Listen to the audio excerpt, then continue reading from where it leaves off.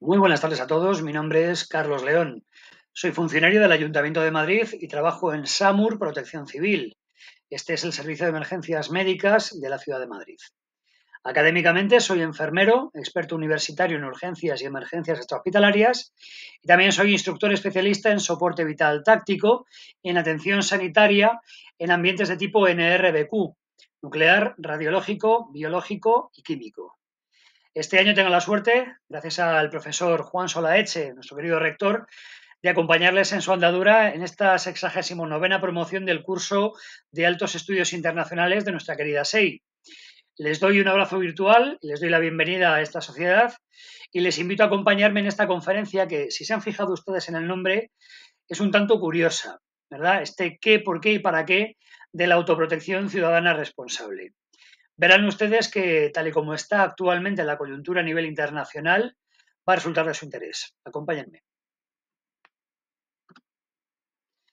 Bien, decíamos entonces que íbamos a analizar el nombre de esta conferencia, ¿no? El qué, por qué y para qué de la autoprotección ciudadana responsable. He decidido ponerles a ustedes el nombre separado en tres, ¿no? Autoprotección por un lado, ciudadana y responsable por otro. ¿Por qué? Queramos o no, todos tenemos una cierta cultura popular, y es más que probable que en más de una ocasión hayan escuchado ustedes el término de autoprotección. De ahí la imagen que ven arriba a la derecha, ¿no? Relacionado con el tema de los planes, ¿no? De autoprotección, relacionado con los edificios, específicamente más con el tema de incendios y demás. Quizás la imagen de abajo, este manual de autoprotección ciudadana, que está hablando de asaltos, de robos y demás, ya no sea quizás algo más ajeno. Sí que es verdad que normalmente el concepto que tenemos interiorizado el ciudadano es que somos un elemento, si cabe, un tanto pasivo dentro de la sociedad, más allá de lo que implica nuestra obligación, ¿no? Nuestro compromiso de pagar nuestros impuestos, de hacer la declaración de la renta y estas cosas en el tiempo y forma que es el debido y el que se nos manda. Sí que es verdad que no estamos acostumbrados a participar de una forma tan activa en lo que es en sí los elementos de protección a nivel social o de autoprotección, entendiéndolo como aquello que tenemos que implementar ante un incendio, ante un infarto o ante un robo. Es decirse, yo si tengo un problema de índole, yo qué sé, securitaria, ¿no? De seguridad, yo aviso a la Guardia Civil o llamo a la policía. Si yo tengo un problema de índole sanitaria, pues ustedes me llaman a mí, ustedes llaman a SAMUR y allí nos personamos una ambulancia para ver qué es lo que acontece. Pero ¿qué pasa si eventualmente nos vemos en una sociedad, nos vemos envueltos en algo que desbarata este sistema en el que estamos todos imbuidos, ¿no? En el que estamos todos metidos y en el que ya damos por sentado ciertas cosas que veremos que como tal pues no son así. ¿Vale? Que no tenemos que dar nada por sentado y que este estado de paz y de armonía pues eventualmente puede venirse abajo. Miren ustedes, me he permitido ponerles aquí en este qué, por qué y para qué. He querido desgranar qué es lo que estaba buscando, ¿no? Cómo quería yo estructurar estas ideas dentro de sus cabezas y cómo quiero acercarles yo esta información para que de una forma inconsciente ya lo llevemos en nuestro bagaje personal. Fíjense, estamos hablando de el qué, que sería la acción a realizar, que es aquello que vamos a hacer. ¿Por qué? El motivo de elegir esa y no otra actuación concreta para un problema que venga o que nos sobrevenga en un momento determinado. Y por último, el para qué, el resultado, qué es lo que yo espero conseguir. Yo tuve la suerte, cuando yo empezaba con el tema de la protección civil y de las emergencias extrahospitalarias y demás, tuve la suerte de ser alumno de dos personas ciertamente enormes en este ámbito, que a mí me enseñaron precisamente eso, ¿no? Me decían, Carlos, tú cuando vayas a intervenir en un suceso cualquiera, da un paso primero hacia atrás, coge una visión general y piensa siempre qué, por qué y para qué. ¿Qué es lo que voy a hacer? ¿Por qué voy a elegir hacer eso y no otra cosa? ¿Y qué es lo que yo espero? Y eso es lo que yo quiero que ustedes se lleven en esta conferencia, que voy a intentar que sea lo más breve posible, lo más ajustada posible, pero asimismo que sea lo más enriquecedora para esta sociedad nuestra de estudios internacionales y para el conocimiento de cada uno de los compañeros que formamos parte de ella. Bien, fíjense que abajo, justo debajo de autoprotección ciudadana y responsable que habíamos comentado, les pongo derecho versus obligación. ¿Por qué? Porque lo normal es que el ciudadano dé por sentado sus derechos. Y esto yo lo veo sobre todo con mis alumnos, con los más jóvenes, que dan por sentado que efectivamente, pues claro, que una sociedad tiene que prestar el cuidado debido a sus ciudadanos y demás, y que ellos además tienen derecho, eso es algo que surge muy rápido, yo tengo derecho a, ¿no? Vale, está muy bien. Pero vamos a ver que en no pocas leyes, en no pocas normas, se habla también de la otra contraparte, ¿no? De lo que serían las obligaciones que tenemos también como miembros de esta sociedad, ¿no? De estas obligaciones. Vamos a verlo. Fíjense, lo primero que estamos sacando aquí a colación es nuestra Carta Magna, ¿verdad? Nuestra Constitución Española de 1978. He querido remarcarles, primero, en este artículo 30.1, esta palabra que ya, sobre todo a la gente más joven, le choca, ¿no? Que es el deber de defender España. Bien, es que estamos hablando, si se fijan ustedes ahora mismo en la coyuntura actual, estamos hablando de que estamos en una situación de riesgo bastante notable, y que no sería de extrañar y que se ve como plausible el hecho de vernos envueltos en unas circunstancias, ciertamente en un conflicto bélico, que no es algo menor. Entonces, claro, esto de que los españoles tienen el derecho y el deber de defender España, a más de uno ya le ponen los pelos como escarpias, ¿verdad? Y le escama un poco. Fíjense, si nos vamos ya al 30.3, al tercer punto de este artículo 30, que nos habla y nos dice que podrá establecerse un servicio civil para el cumplimiento de fines de interés general. Óigame, qué inespecífico es esto, qué amplio, ¿verdad? Esto es lo que realmente puede preocupar a la gente. Es decir, bueno, a ver, si estamos hablando de una inundación, de un tal, ¿qué van a hacer conmigo? ¿Me van a obligar a acoger a alguien en mi casa? Eventualmente, por decir. O quizás, yo qué sé, tengo una empresa de excavadoras y puede suponer una requisa en un momento determinado de determinados bienes o qué sé yo. Eso es lo que puede estar en el imaginario público más común. Pero claro, cuando ya tenemos el punto cuarto a continuación, empieza a ser un poquito más específico, ya la cosa se torna un poco más negra, ¿no? Un poco más complicada. Dice que mediante ley podrán regularse los deberes de los ciudadanos en casos de grave riesgo, catástrofe o calamidad pública. Es decir, están abriendo el abanico de eventos para el cual puedan tirar de nosotros. Es decir, sí, tenemos derechos, inequívocamente, pero se pone de manifiesto, y ni más ni menos que en la Constitución, que tenemos también obligaciones. Fíjense, vamos a ir ampliando en este caso con la norma básica de protección civil. Aquí simplemente pasamos por encima, ¿no? Hablamos de eso del programa de información a la población, porque ahora vamos a entrar en esto, y las instrucciones y recomendaciones de autoprotección. Es decir, está diciendo que el ciudadano tiene el deber de autoprotegerse. Es decir, que no seamos tan cómodos, si ustedes me permiten que sea así de coloquial, que no seamos tan cómodos y no nos abandonemos creyendo que es que todo aquello que representa la protección del ciudadano nos es ajeno en un momento determinado. Es decir, que yo me puedo abandonar a, pues eso, a mis quehaceres diarios y que simplemente con el aporte económico que yo, pues cada mes aporto de mi nómina, valga la redundancia, o me quitan de la nómina, yo con eso ya he cumplido. No es verdad. Aquí se está diciendo que eso no va a ser suficiente. Que eventualmente, en un momento determinado, pueden decir, no, es que usted va a tener que hacer tal o cual cosa además.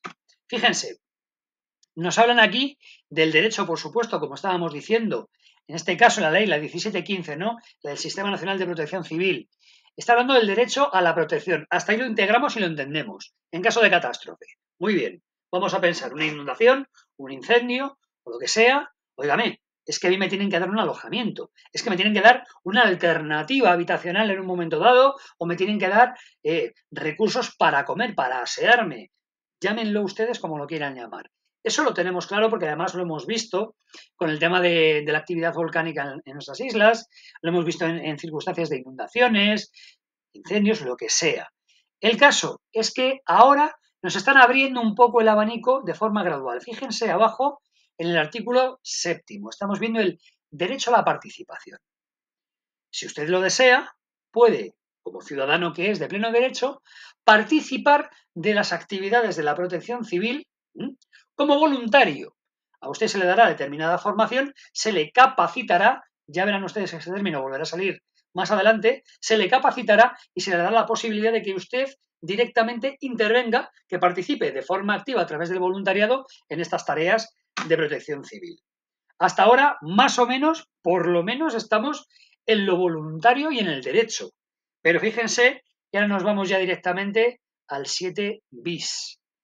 Y además, si nos fijamos en el ladrillo que tenemos delante, lo vemos que es más extenso. Eso ya levanta un poco, levanta ya, nos escama, ¿no? Y vemos el deber de colaboración. Deber. Vamos a leerlo juntos. Miren, dice que en los casos de emergencia, cualquier persona a partir de la mayoría de edad estará obligada a la realización de las prestaciones personales que exijan las autoridades competentes en materia de protección civil, sin derecho a indemnización por esta causa y al cumplimiento de las órdenes e instrucciones generales o particulares que aquellas establezcan. Es decir, sí o sí, usted va a tener que hacer lo que yo le diga en un momento determinado y usted va a tener que desarrollar determinadas tareas para las cuales yo le voy a decir a usted que es apto o yo voy a determinar que usted es apto y no se puede usted negar. ¿De acuerdo? Por tanto, estamos viendo que efectivamente en determinadas circunstancias se puede tirar del ciudadano y de hecho nos lo están avisando, que tenemos la obligación de participar, que no podemos abstenernos, que no podemos decir que eso que lo haga otro. ¿De acuerdo? Fíjense, habla también en el apartado tercero del deber de cautela y de autoprotección. Les he marcado aquí una frase, les he subrayado.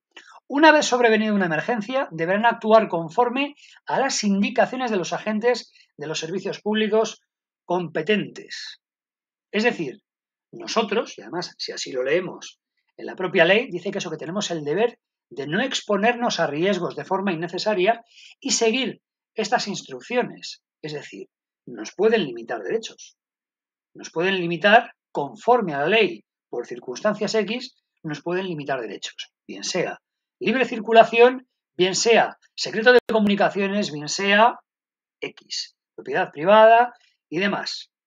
El caso es que estamos viendo que, en efecto, ya tenemos ahí esa oposición de derecho versus obligación y que vemos que uno es consustancial al otro, que tenemos tanto derechos como obligaciones y no pocas relacionadas con la protección civil. Muy bien, pues yo les pregunto a ustedes, ¿qué es lo que está ocurriendo? ¿Qué está pasando? Estamos ahora mismo, ustedes como yo, están atentos a todas las publicaciones que vemos a diario, tanto en los medios nacionales, en aquellos más mainstream, ¿no?, que diríamos, a nivel internacional, y a buen seguro ustedes también serán, como yo, ciertamente un tanto, vamos a decirlo coloquialmente, un poco cotillos, ¿no?, porque sí que es cierto que nos gusta estar al día, y estarán ustedes contrastando información para cribar el polvo de la paja, como decimos, y para poder extractar esa información lo más fidedigna posible. ¿Qué es lo que estamos viendo en este mapa de Europa, ¿no? De Europa, parte de Asia y tal? Estamos viendo que efectivamente tenemos un revuelo, tenemos una situación harto complicada ahora mismo y que se nos está haciendo partícipes de que a lo mejor nos vemos en unas circunstancias tremendamente complicadas como no se veían desde hace pues más de 60 años. Si nos vamos a lo que es el conflicto, aquella circunstancia de los misiles de Cuba, ¿verdad? No les digo nada si nos vamos ya directamente a la guerra mundial, ¿no? A la Segunda Guerra Mundial, que es la que tenemos más próxima. Bien, pues me he tomado la libertad de extractar determinadas noticias, de sacarles algunas fotografías de determinados medios, lo más diversos posibles, y también, en la medida que he sido capaz, con el pie de página, con el pie de la noticia, para que vean ustedes la ubicación temporal, ¿no? Y para que vean un poco la evolución de cómo de un conflicto más regional, más contenido en el espacio, en el tiempo y demás, hemos ido progresando y se nos ha ido metiendo en la cabeza que esto no va bien, que esto está evolucionando, que aquello que creíamos que no nos podía salpicar, ciertamente lo tenemos a las puertas de casa y cuidado que a lo mejor llama directamente a nuestra puerta. Fíjense en lo que estamos viendo aquí de Euronews. Estamos viendo una noticia del 6 de diciembre de este año pasado, del 2023. Guerra en Ucrania. Ya éramos conscientes desde el 22, ¿verdad? Pero dice, la población civil y militar, esto es lo que me interesa, se prepara. La población civil y militar. Bueno, vamos a ver. Tiene su lógica, ¿no? Estamos hablando de gente que está en un territorio que está en guerra abierta, evidentemente. La población civil, quiera o no quiera, se va a tener que comer directamente los bombardeos, se va a tener que comer unas situaciones de desabastecimiento, etcétera, y van necesariamente a tener que realizar ciertas tareas para sobrevivir, porque no tiene escapatoria, porque ya están allí. No es nuestro caso, de momento. No es nuestro caso. Pero fíjense ustedes en las noticias de al lado. Estamos viendo una noticia de opinión, noticia del país. ¿Ok? La Unión Europea en tiempos de la nueva Guerra Fría. Nueva Guerra Fría. ¿Esto qué es?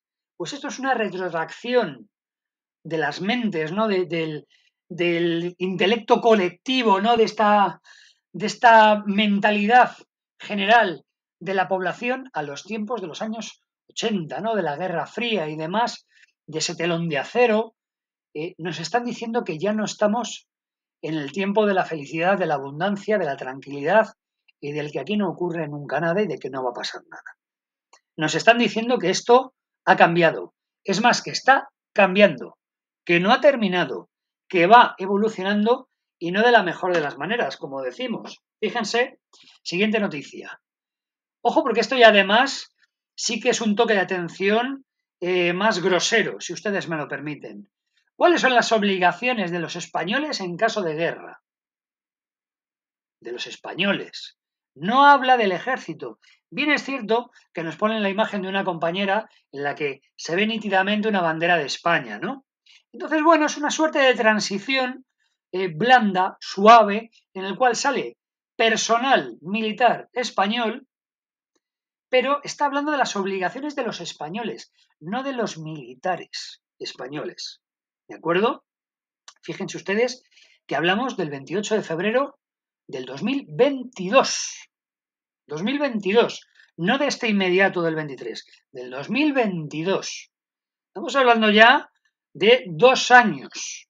Y ya hace 2 años, de a poquitos, nos iban poniendo sobre aviso de cómo podría tal vez evolucionar esta situación, ¿verdad?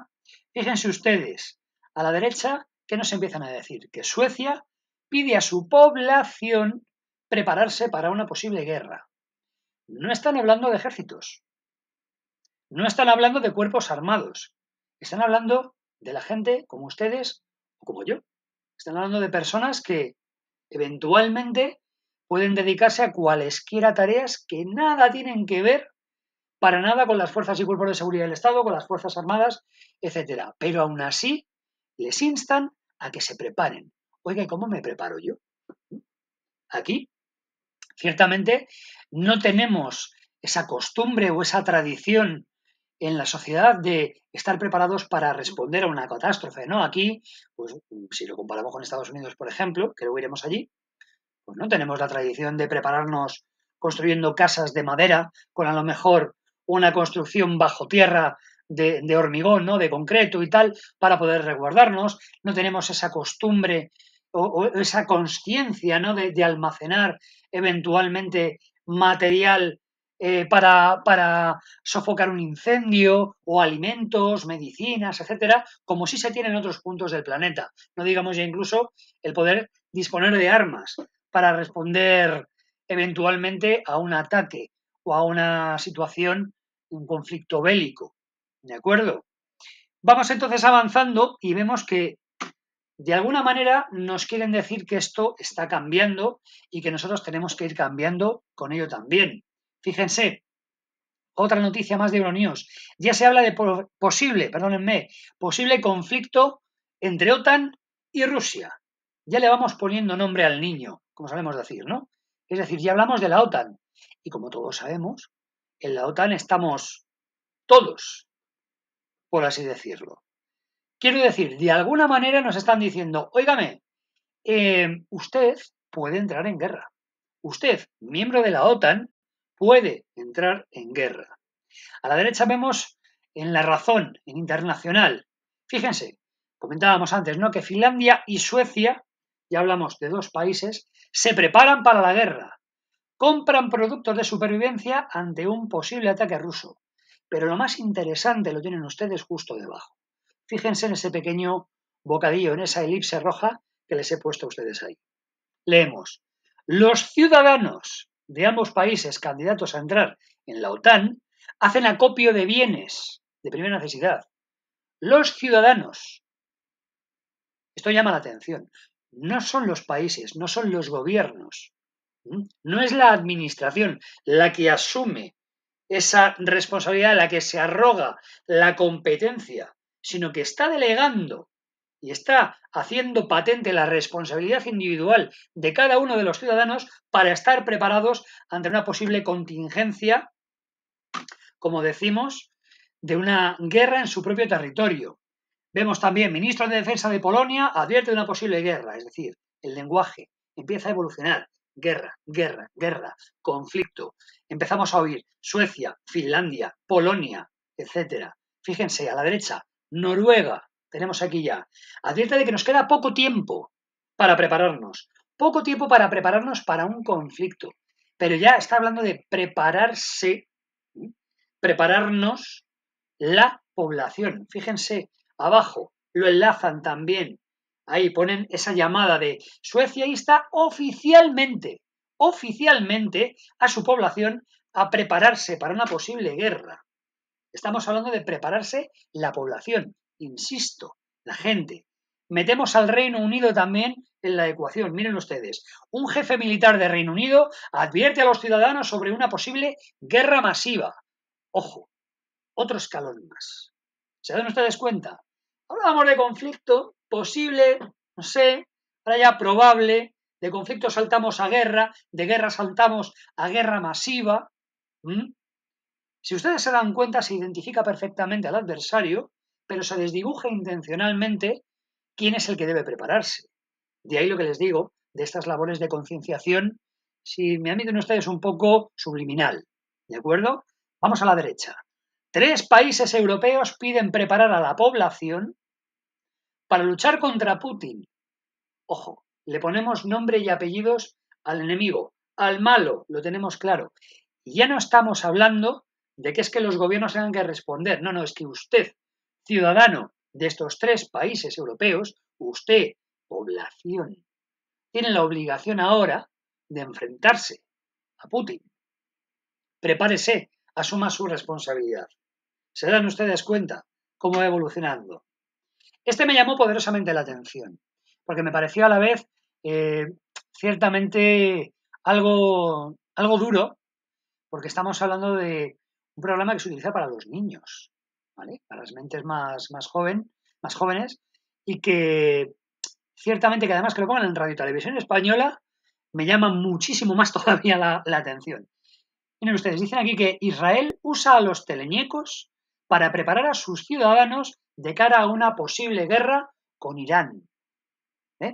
A los teleñecos, o sea, estamos utilizando todas las herramientas posibles para concienciar a la ciudadanía. Bien, es cierto que estamos hablando de Israel, que no tiene absolutamente nada que ver la idiosincrasia israelí con la que podemos tener, por ejemplo, españoles, no digamos también con franceses, etcétera. Cada uno tiene su propia forma de ser o sus circunstancias como país. Pero fíjense cómo estamos hablando de un discurso común de preparar a la población. Luego miren ustedes qué detalle tenemos a la derecha. Kits de supervivencia. ¿Qué necesitas? Ya nos están tuteando directamente. Tú, ciudadano, ¿qué necesitas? ¿Qué precisas para montarte tu propio kit? Es decir, olvídate de la respuesta a nivel gubernamental.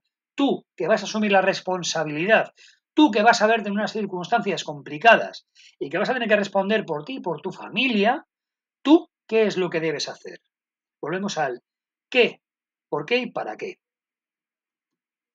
Fíjense, aquí les he puesto otra vez el tema de que se insta oficialmente a la población, pero lo he enlazado directamente con esta preparación civil, con la resiliencia, ¿no? Con este término que ya está saliendo muchas veces, ahora lo veremos en el vocabulario nuevo, ¿no?, que se está implementando la gente. cuando hablamos de resiliencia y cuando hablamos de responsabilidades civiles. Fíjense, les he dejado la traducción abajo a la derecha. Dicen que la preparación civil es un pilar central de la resiliencia de los aliados y un facilitador crítico para la defensa colectiva de la alianza. Y la OTAN apoya a los aliados en la evaluación y mejora de su preparación civil. Es decir, sí o sí es un must, es algo que tienen ustedes que hacer, es una responsabilidad suya, no es algo que buenamente quiera participarse a los demás y oiga, asúmense ustedes, no.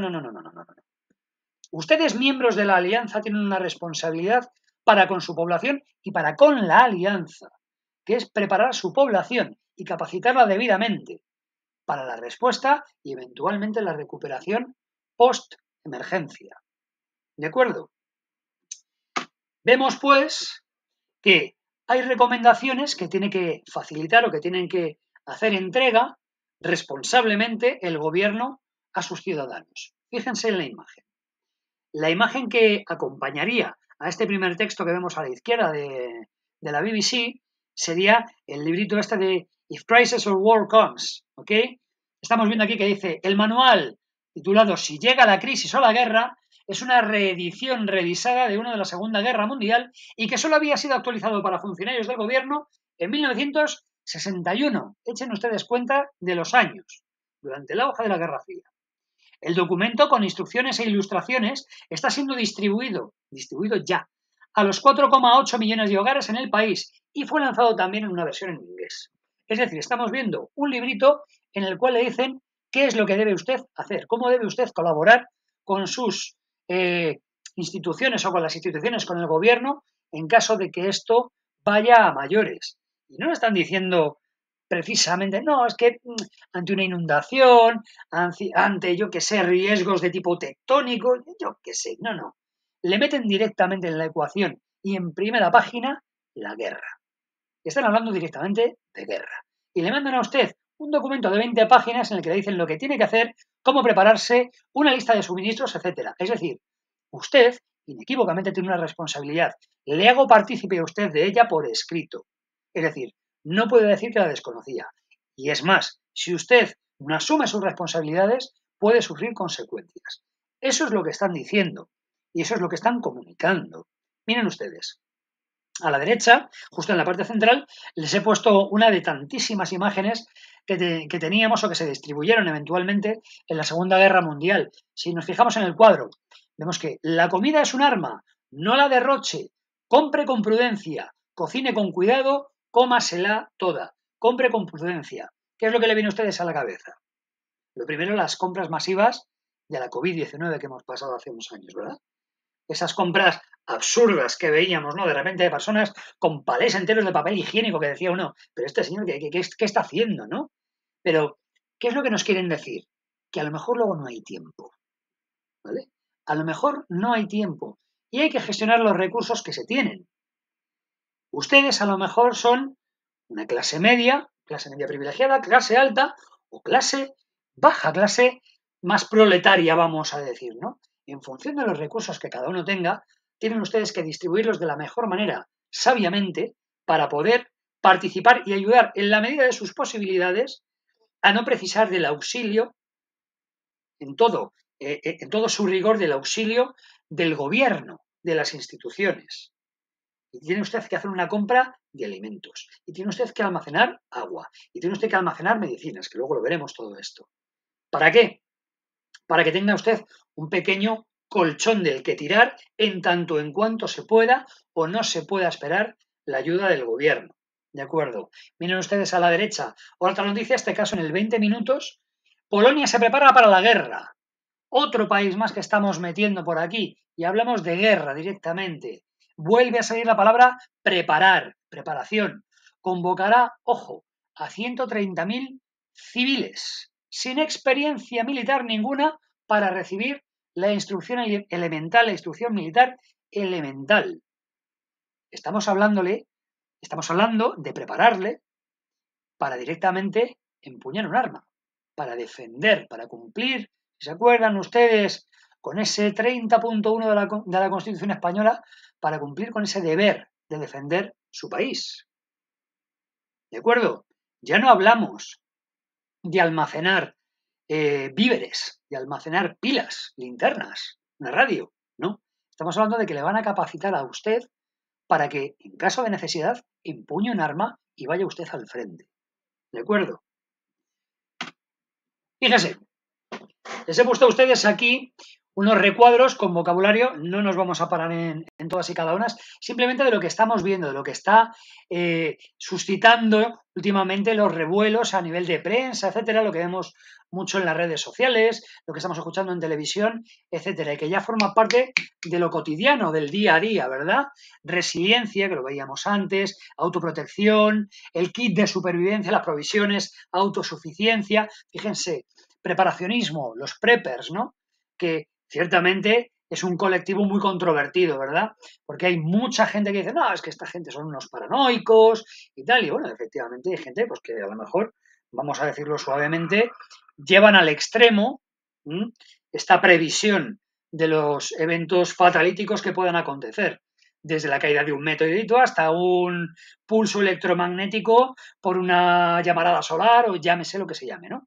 Pero sí que es verdad que estas gentes, estas personas, tienen y llevan muy a gala unas capacidades muy amplias, muy amplias. No solamente es que tengan un estocaje, ¿no? Un stockpile que dicen los británicos y demás, un stockpile muy grande, ¿no? Un stock aquí de medicinas, de tal, de cual. No, es que además, eventualmente, estas personas saben cocinar, tienen conocimientos sanitarios elementales, podrían en un momento determinado también saber manejar armas, etcétera. Es decir, se han capacitado y se han preparado para contingencias de lo más variopinto. Y eso, lo queramos o no, eso les otorga una ventaja muy notable, sobre todo a aquellos que realmente no tienen más que una utilidad declarada y admitida.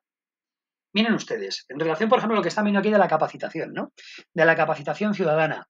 Quisiera hacer un breve inciso hablándoles de una serie, una miniserie realmente de origen francés que se llama El Colapso.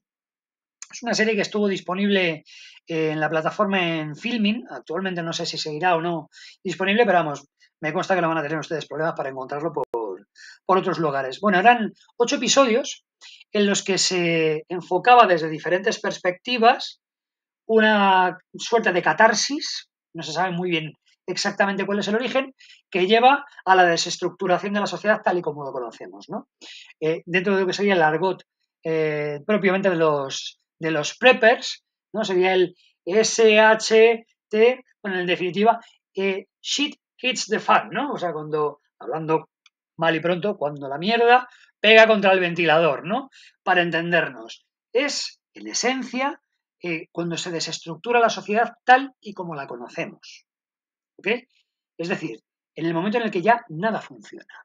Nada funciona, no podemos asirnos a ningún elemento clásico que conozcamos, a ningún estamento clásico que habitualmente funcione, porque de repente nada funciona. Desde lo que son las redes de alcantarillado, a lo que es el suministro de aguas, a lo que es el abastecimiento de comida habitual, etc. Entonces, es algo muy interesante porque pone de manifiesto en uno de sus capítulos una cosa que a mí me llamó muchísimo la atención y que además comento mucho con los alumnos. Y es que cuando empieza la gente, por gregarismo, ¿no? Y por supervivencia pura y dura, a juntarse en determinadas comunidades, las personas que dirigen estas comunidades se ven obligadas inequívocamente a realizar un filtrado, ¿no? Hay que pasar un tamiz para cribar el polvo de la paja, como decimos, y que no entre cualquiera, porque no hay recursos para todos. Entonces, ¿qué es lo que hacen? Hacen unas entrevistas a las personas, ¿no? Y le dicen, bueno, ¿y usted qué es lo que sabe hacer? Algunas personas, pues claro, pues contestan, como cualquiera a lo mejor de nosotros, ¿no?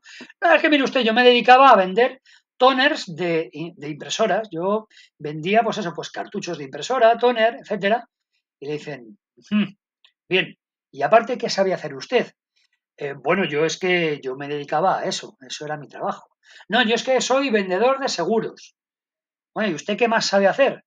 Pues yo no sé, yo es que hacía vídeos en TikTok, por ejemplo. La cuestión está en que, claro, en una situación de este estilo, en el que realmente nos vemos muy apretados de, pues eso, materiales, de recursos en general y también en el que necesitamos profesionales para cubrir lo elemental y lo más práctico, la gente que tiene un oficio, o que conoce al menos de un oficio, entiéndanme ustedes, a nivel manual, tiene un valor incalculable. Tiene un valor incalculable. Llámense fontaneros, llámense mecánicos, llámense enfermeros, médicos, sanitarios en general, personas que saben hacer pan, por ejemplo. Entonces, plantéense ustedes esto que les pongo a la derecha de la capacitación ciudadana. Como ven, les he marcado en amarillo, me van ustedes a permitir, que evidentemente yo barro para casa, lógicamente, la formación elemental que le damos a los voluntarios de protección civil, los voluntarios de SAMUR Protección Civil. Como vemos aquí, cada promoción consta de un total de 131 horas lectivas teórico-prácticas más 50 horas prácticas. La duración es de aproximadamente unos 3 meses. Es decir, en 3 meses se le capacita a usted para intervenir en un incidente sanitario, que bien pueda ser una parada cardiorrespiratoria, un accidente de tráfico, saber gestionar precisamente el tráfico, comunicar, hablar en público, hacerse cargo de una masa en un momento dado, o pasar el reporte, porque va a tener usted sus ojos entrenados, pasar el reporte a determinadas instancias para que se hagan cargo de una situación que se esté yendo de madre. Es decir, pasan ustedes a ser personal de calidad, que es lo que decimos nosotros de todos aquellos que tienen un aporte, un plus a lo que son las capacidades generales del ciudadano promedio. ¿De acuerdo? Miren, dentro de este nuevo vocabulario hablábamos también de que defensa NRBQ, lo que comentábamos al principio, ¿verdad? Guerra híbrida, guerra proxy, los MIR, los vehículos de reentrada, porque ya hablamos hasta de misiles nucleares, de cabezas nucleares, de megatones, kilotones, todo esto lo tenemos por todos los lados. Fíjense, el artículo 5 de la OTAN, ¿verdad? Este que estaría supuestamente obligado, cualesquiera de los aliados que hayan sido atacados, estarían obligando al resto, o se verían obligados al resto, a participar, a entrar en su defensa, ¿no? Aunque no sea exactamente así. El objetivo militar legítimo, que esto lo hemos visto también en torno a lo de Gaza e Israel, ¿no? A este evento que estamos viendo en el que determinados grupos terroristas se esconden debajo o dentro de instalaciones que no serían un objetivo militar legítimo, ¿vale? Como puede ser un hospital, por ejemplo, debajo de este o dentro de este esconden aquellos que sí que serían un objetivo militar legítimo. E igualmente, el carácter legítimo, de interés legítimo militar, me refiero, que pueda suponer un país en el momento que se confronta con otro directamente, en el momento que hablamos de un casus belli, de que ya entramos en guerra, bien sea una alianza o bien a nivel de países independientes. En el momento de que ya hablamos de una confrontación frontal y hablamos de guerra, ya sí que se puede hablar, o se pueden convertir determinadas localizaciones, determinadas zonas, regiones, instalaciones y tal y demás en intereses militares legítimos. ¿Estamos o no, pues, camino de la Tercera Guerra Mundial? Pues oiga, pues la cosa evidentemente no pinta nada bien. Evidentemente, cualquiera que esté más o menos un poco al cabo de la calle está viendo que las circunstancias se están torciendo y que además da la sensación de que nadie tiene la más mínima intención de desacelerar esto, de desalimentar, ¿no? O de agotar esta carrera absurda que nos está llevando ciertamente al precipicio. Les recomiendo encarecidamente además que vean ustedes el documental, la entrevista que realizó Pedro Baños, el coronel Pedro Baños, además es también compañero nuestro de la Sociedad de Estudios Internacionales, a otro compañero que es Ron Aledo. Ambos dos son personas infinitamente versadas en cuestiones militares, son dos analistas de primerísimo orden a nivel militar, a nivel geopolítico, y de ahí podemos extractar una información tremendamente enriquecedora, de la cual yo solamente he cogido una pincelada por limitaciones temporales que creo que les va a ilustrar bastante cómo está avanzando esto, ¿verdad? Hablamos de ese cambio de conceptualización de la Kabinettskrieg que comenta el señor Aledo, de la guerra de gabinete, de una guerra más limitada, tanto en medios como personas, me refiero a recursos humanos, etcétera, lo que era en sí la conceptualización de algo breve, algo pequeño, que supusiera un shock en un momento determinado, que obligara a negociar, tras la negativa a la negociación por razones X que no vamos a entrar y que ellos, desde luego, clarifican mucho mejor que yo en esa grabación que tienen ustedes en YouTube, en esta entrevista, se pasa de esa Kabinettskrieg a este Volkskrieg, ¿no? Directamente esa guerra del pueblo, esa guerra total, ¿no? De hasta el último hombre. Entonces ya estamos viendo que es una carrera absolutamente desenfrenada que veremos a ver dónde nos lleva. Fíjense ustedes abajo que estamos hablando, en este caso, de declaraciones de Francia, ¿verdad? No hay que descartar el envío de tropas, se decía hace unos días. Más recientemente, el gobierno francés, de nuevo, Emmanuel Macron en este caso, y se lo pongo además con una línea muy gruesa para destacarlo, Emmanuel Macron insiste en enviar tropas europeas a Ucrania, que si están ustedes atentos a las declaraciones de Putin, lo ha marcado clarísimamente como una línea roja, en el que en el momento que se pusieran botas sobre el terreno, eso ya implicaría directamente una confrontación inequívoca, frontal, entre la OTAN, entre la alianza y directamente Rusia. Bien, fíjense, ¿por qué en España no se está preparando a la población? Pregúnteselo ustedes. Ustedes pueden poner cualesquiera canales o cualquiera emisora de radio de este país y ciertamente hasta hace escasamente una semana no se veía prácticamente nada.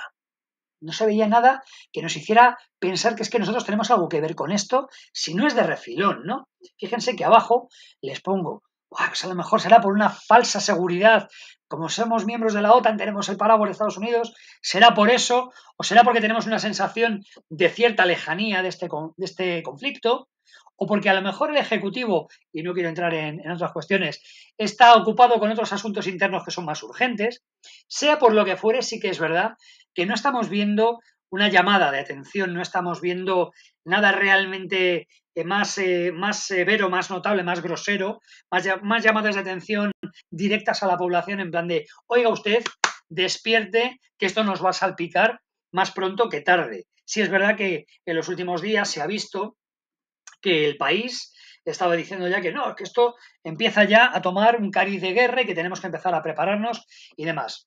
Bueno, ¿qué se está haciendo en otro país, en otros países, en otro lado del mundo? Yo en este caso he escogido por lo llamativo y por lo absolutamente contrario a Estados Unidos. ¿Qué es lo que se hace aquí? Fíjense ustedes, yo he cogido de la página web de la FEMA directamente este pantallazo de lo que es el Center for Domestic Preparedness. Sería lo que es la preparación doméstica, vamos a decir una traducción así un poquito tal, la preparación más de tú a los ciudadanos para que puedan intervenir en determinadas cuestiones, en determinados eventos, en determinadas situaciones, con capacitaciones de todo tipo. Desde, imagínense ustedes, hacerse cargo de una colectividad de niños, dándoles el cuidado oportuno, manteniendo su escolarización, a directamente preparar la comida para otra colectividad o ser una primera respuesta armada en caso de tener que unirse o apoyar a las fuerzas y cuerpos de seguridad del Estado en un momento determinado una colectividad de ciudadanos, ¿verdad? O incluso también respuesta, como están viendo ustedes en la imagen, a nivel NRBQ, es decir, es variadísimo, es amplísimo y sobre todo, y lo más importante, gratuito. Gratuito. Y además con un reconocimiento por parte de las instituciones que ciertamente es destacable. Ahí ven ustedes otro pantallazo con un montón de cursos de los que ponen a disposición, de tipo virtual, de tipo presencial también. Tienen ustedes, como ven aquí, los canales tanto de la FEMA en español, en inglés, hablando precisamente de estos CDP, de estos centros de preparación doméstica, etcétera. Es decir, han hecho una labor y están constantemente haciendo una labor de divulgación enorme, enorme. Y lo que se hace ahora además es que le convierten a usted en una persona de calidad. Le van a dotar a usted de unos recursos que le van a convertir en alguien valioso, reconocido en su sociedad. ¿De acuerdo? Y eso es importante, porque no nos vamos a engañar, a todos nos gusta ser parte esencial, parte importante o saber que nuestro esfuerzo merece la pena y que a alguien le importa y que alguien lo reconoce. Fíjense ustedes, ya por concluir, vamos a ver ese qué, por qué y para qué, pero ya directamente entre compañeros de la Sociedad de Estudios Internacionales. ¿Qué podemos hacer nosotros? ¿Qué puede hacer usted? Mire, preparar un kit de emergencias completo y a medida. ¿A medida de quién? A medida de usted, a medida de su familia, a medida de la colectividad suya, sean sus vecinos, sea su familia, sea quien sea, donde usted tiene ese tejido, esa red que vamos a ver en la siguiente diapositiva. ¿Qué tenemos que hacer? Hablábamos del stockpile, ¿verdad? De los americanos, de los británicos. Pues un almacén de comida, un almacén de medicinas, de cualesquiera necesidades perentorias que vayamos a tener en el transcurso diario de nuestra vida, para al menos aguantar esas 72 horas que dicen que es el tiempo promedio que tardan en hacerse cargo las instituciones. Si se dan cuenta, en otros periódicos, como decíamos, hablan ya de un mes, incluso de un trimestre, cada uno en la medida de sus posibilidades. Pero no dejen ustedes de hacerlo. Estar bien informado, solo faltaría. Estamos hablando ni más ni menos que de alumnos, de futuros compañeros de la Sociedad de Estudios Internacionales, diplomados en altos estudios internacionales. Ustedes más que nadie tienen que estar al cabo de la calle y estar total y absolutamente al corriente de la información y de los sucesos a nivel global. Y eso va a repercutir directamente en su seguridad y en la de los suyos.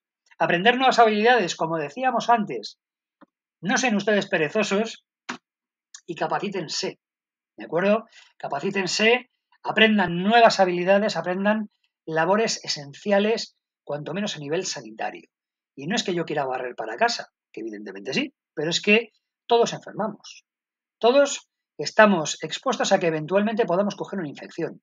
Se nos pueda romper una muela en un momento dado y no haya nadie para poder asistirnos. Se nos puede romper un brazo. Sufrir una reacción anafiláctica en un momento determinado. ¿Qué sé yo? Circunstancias X. Y para eso hace falta saber. ¿De acuerdo? ¿Qué más podemos hacer? Como decíamos, crear una red de apoyo a nivel comunitario, sean vecinos, sea familia. Nadie, señores, nadie sobrevive solo.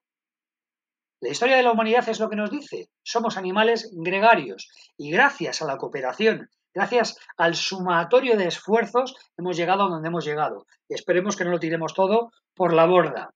Elaborar un plan de emergencias familiar, por supuesto. Y además hay que hacer partícipe a todos los miembros, por pequeños que sean. ¿De acuerdo? Tenemos que poner en valor lo que cada uno de nosotros, como elemento de la familia, puede aportar. Debemos asegurarnos de que todos los conozcamos. Y además, tal y como ven abajo, practicar con simulacros. No dejar que esto muera, ni tan siquiera que envejezca. Tiene que estar actualizado y debidamente puesto a punto para que todos los miembros de la familia o todos los amigos, vecinos y demás, los que se vayan a integrar, como decimos, en esta red de apoyo, estén al corriente y sepan qué es lo que tienen que hacer. Correcta estimación del riesgo. No faltaba más, por supuesto. Tienen que estar ustedes al cabo y al corriente de lo que está ocurriendo y valorarlo en su justa medida. No den ustedes nada por sentado. No minusvaloren el riesgo. Asuman su responsabilidad como adultos. A día de hoy, nosotros lo vemos muy lejano, ¿verdad? Lo que nuestros antepasados tuvieron que hacer en la Primera, Segunda Guerra Mundiales, etcétera, o incluso en la Guerra Civil Española, qué sé yo. Pero si bien nos hemos aupado sobre los hombros de hombres y mujeres, principalmente, si ustedes me lo permiten, mujeres en la época de posguerra, que además, sin el apoyo de sus maridos, tuvieron que tirar para adelante con 2, 3, 4, 5 hijos, sabe Dios, ¿no? Tuvieron que tirar para adelante y sacar adelante a sus familias, pues eso, haciendo de su capa un sayo, como se decía, y con lo que tenían, pues evolucionar, ¿no? Tirar y sobrevivir. Por tanto, sean ustedes conscientes del riesgo. Fíjense, ¿por qué lo vamos a hacer? Por las consecuencias, les pongo aquí, a corto, a medio y a largo plazo de la inacción. Piensen ustedes, hagan el ejercicio de pensar. Oiga, ¿qué ocurriría si yo tengo que sobrevivir desde esta misma tarde sin tener que comprar, sin poder comprar absolutamente nada de lo que yo necesite? Porque la situación colapsa. Es decir, me quedo sin agua en mi casa, me quedo sin medicamentos, sin posibilidad de comprarlos, sin posibilidad de comprar víveres, sin nada.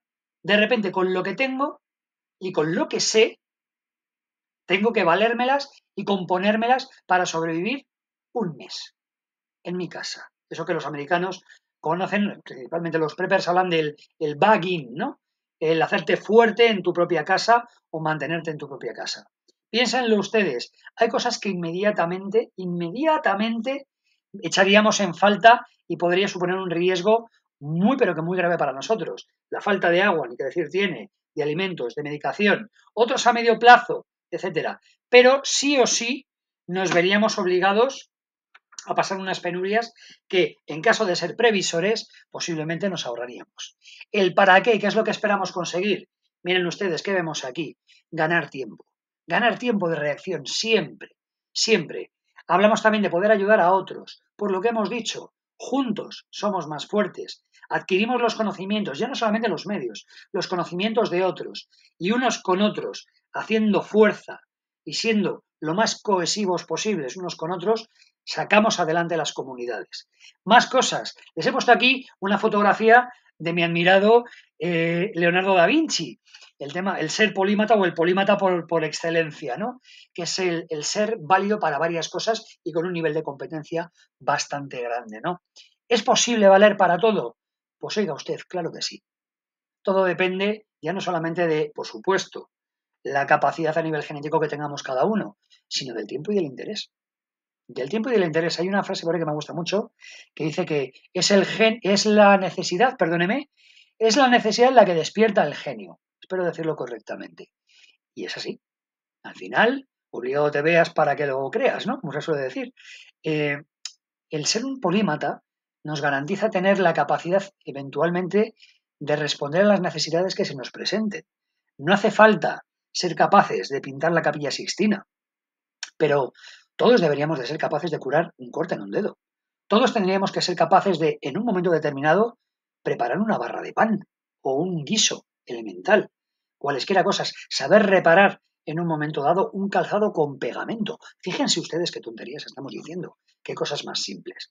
¿De acuerdo? ¿Por qué? Porque eso evidentemente va a reflejarse y va a reforzar nuestra autoconfianza.